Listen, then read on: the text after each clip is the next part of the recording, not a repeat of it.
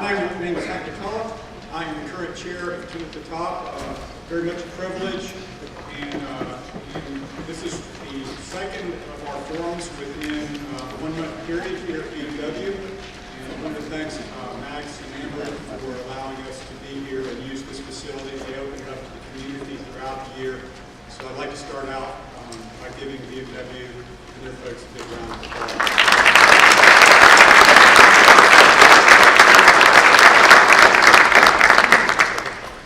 Again, thank you.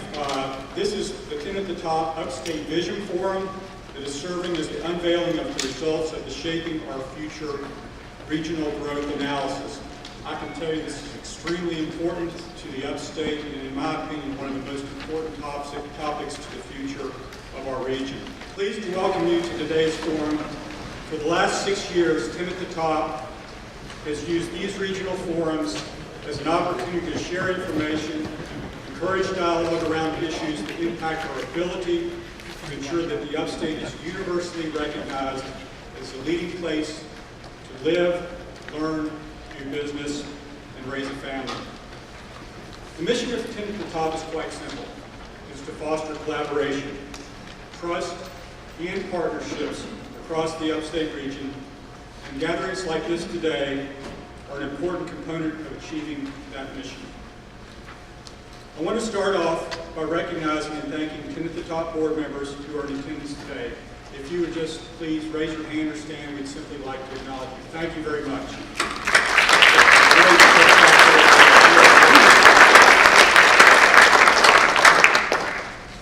We have a very strong board of regional leaders and appreciate their energy and commitment to regional collaboration. They're truly our ambassadors for this region.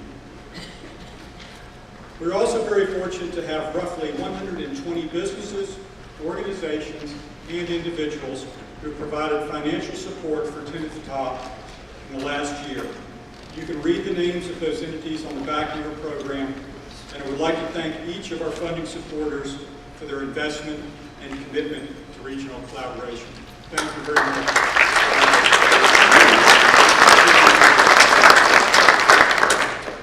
In particular, I want to thank our sponsors for helping today make today's forum possible. Our presenting sponsor is Blue Cross Blue Shield of South Carolina, and our media partner is GSA Business Report. I think Jim Shew just came in the door. So anyway, we'll hear from him in just a minute. Our series supporting sponsors are GSP International Airport, who I would say had a great announcement on Tuesday night, and 94.5 FM to Answer, and Fluor. I would like to thank these folks.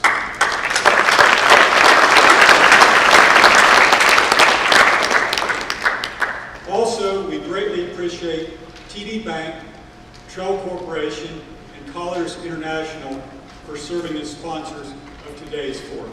Thank these folks for it.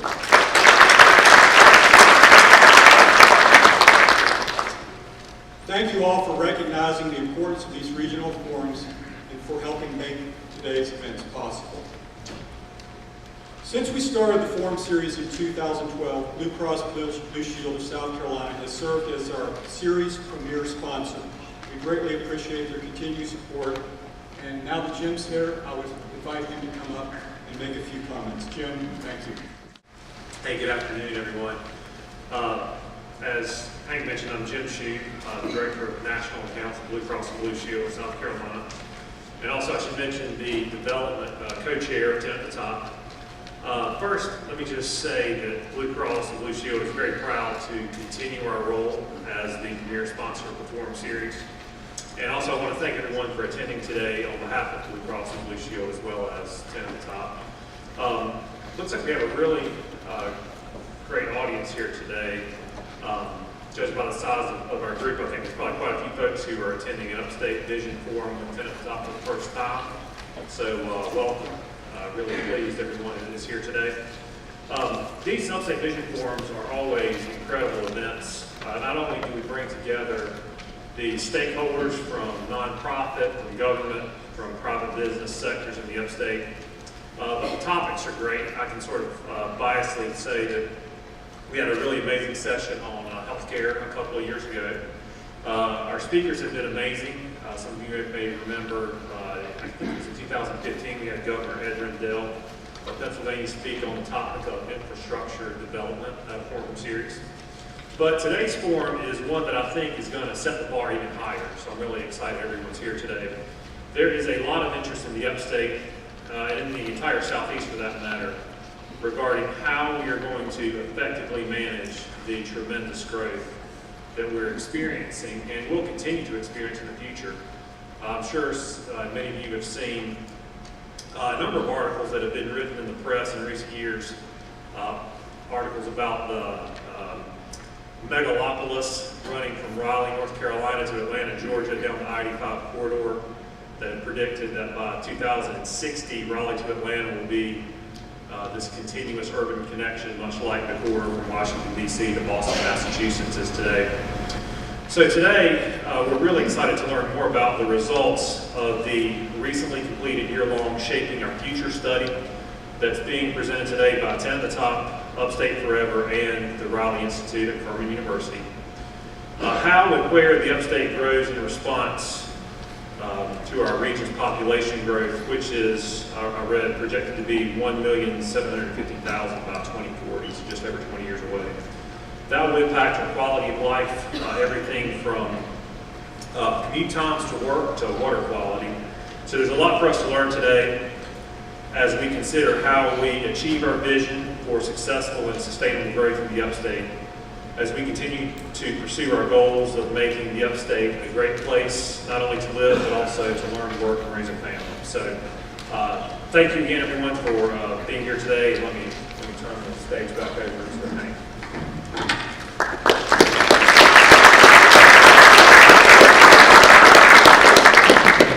Very well said, Jim. Thank you again. And without further ado, we're going to get on with the program, so I'm going to turn it over to Dean. Thank you again for being here.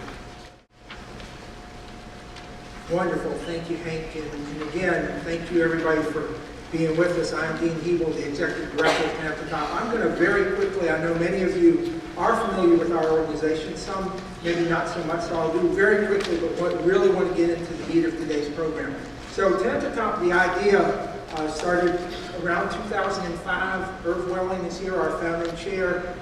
When people in the region said, you know what, we have created collaboration around economic development in the Upstate Alliance. We created Upstate Forever to look at sustainability and how we're growing in natural resources. But wouldn't it be great if we created an organization that was focused on building partnerships in multiple areas around multiple issues? The biggest being that we are growing. We're growing in population, we're growing in community, we're growing in many different ways. So the places in the country, in the world that are having the greatest success are those who are doing it collectively, collaboratively, understanding what resources they have and how they can merge and work collaboratively when it's appropriate. You have to work individually, but you also have to work collectively. So 10 at the Top came out of those conversations, those ideas, and so we serve as a regional connector.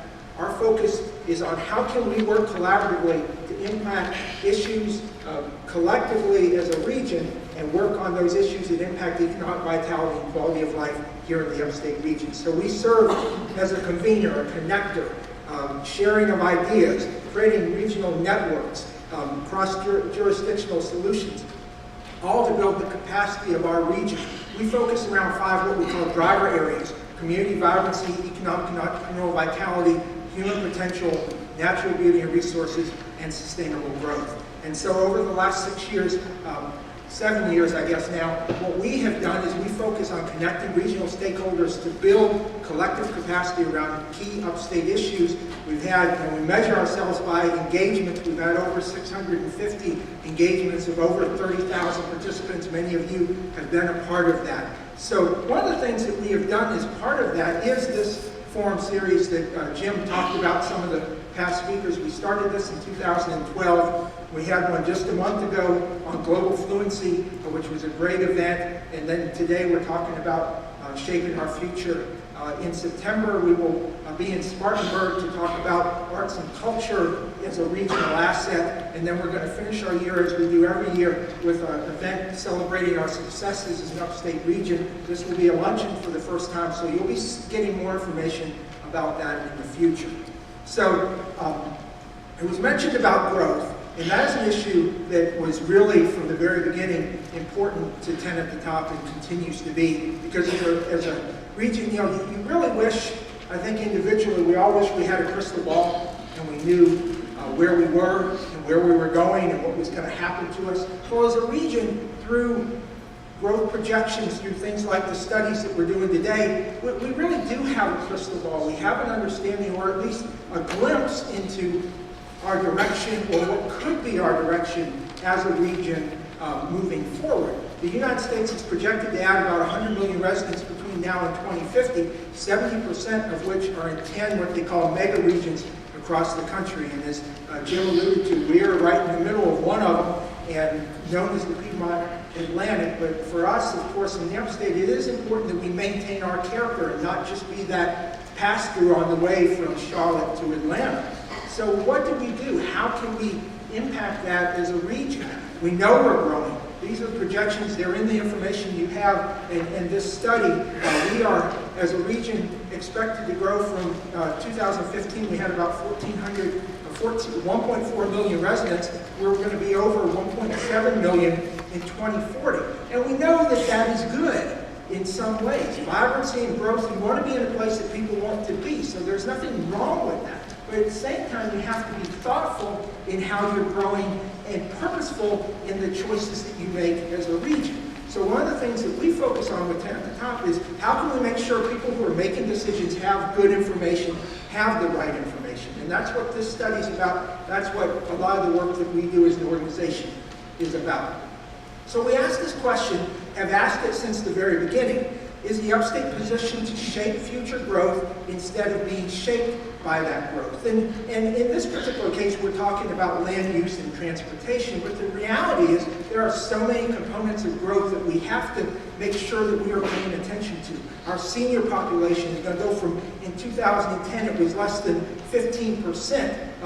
In 2030, it's projected to be 25% of our population, so we prepared for that.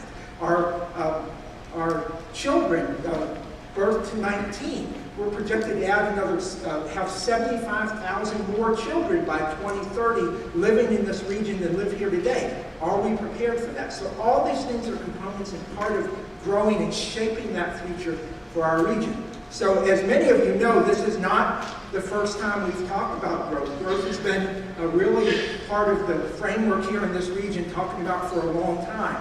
In 2008, the Strong Thurman Institute did a land use study that really quantified our growth, how much land we're using. I'll talk a little bit about that in a second.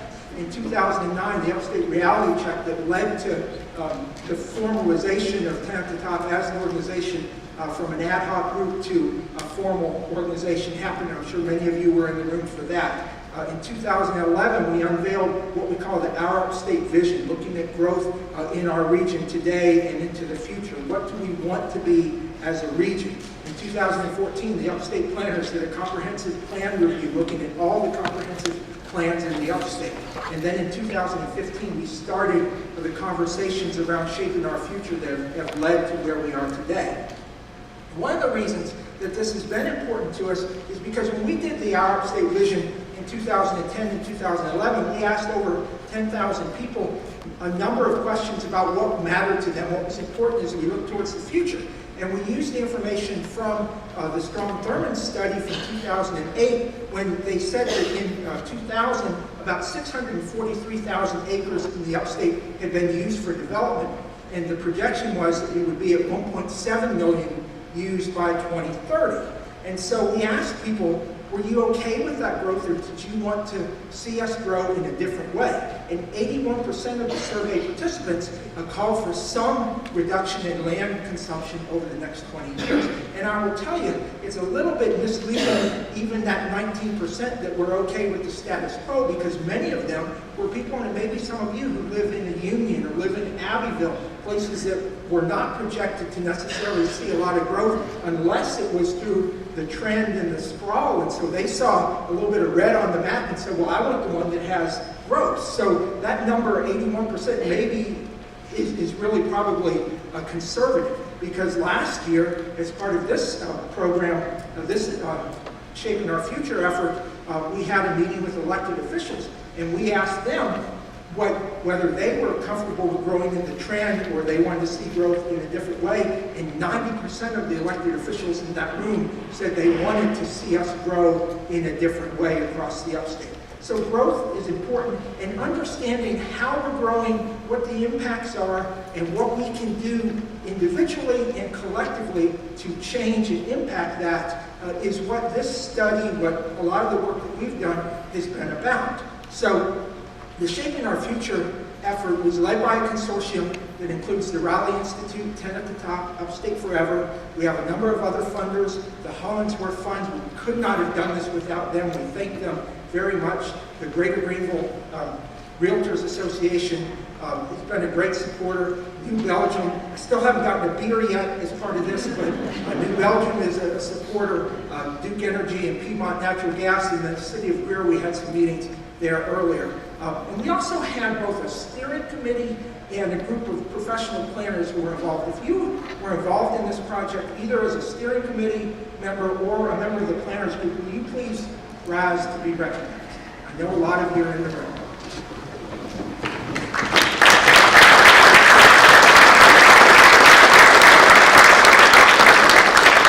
These were the folks who were heavily involved in helping to make sure that the results and the information done in this study are valid and are important. And please remember, we are not trying through any of this to tell you in any city or county what to do. This is only about giving good information, so when you as the decision makers or those who make the decisions about land use, about what we're doing in the region, are at the table working, that you have good information. That's what this has been about, and hopefully the results that come out today and then the implementation of sharing those results with people over time will help and be a tool in the toolbox for people who do make the decisions on a daily basis. So at this time, it is my pleasure to turn it over to Andrea Cooper, who is the Executive Director of Upstate Forever, who has served as the project lead for this effort.